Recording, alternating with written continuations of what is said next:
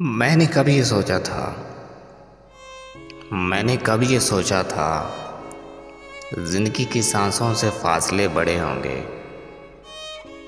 तुझसे मिलना चाहूं तो आज मेरी राहों में रास्ते खड़े होंगे। मैंने कभी ये सोचा था तेरे साए से बाहर धूप में जलन होगी, रेत में चुभन होगी,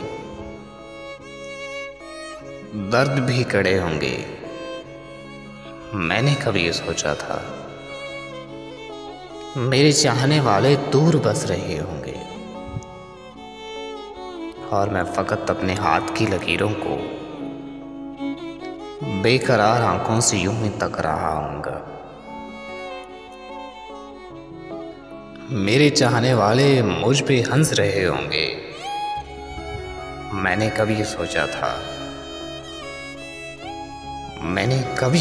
था जिंदगी के धोखे में उम्र जब बिता दूंगा, खुद को जब मिटा दूंगा, हिजर ही सजा देगा। बेबसी की सांसों में जिंदगी नहीं रहती, वक्त के समुंदर से लाख ख्वाहिशें चुन लो। बेबसी की मुट्ठी में रेत भी नहीं रहती, बेबसी की मुट्ठी में रेत भी नहीं रहती। आज मैंने सोचा है, आज मैंने जाना है,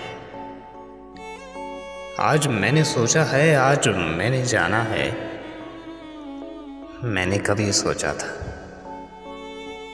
मैंने कभी सोचा था।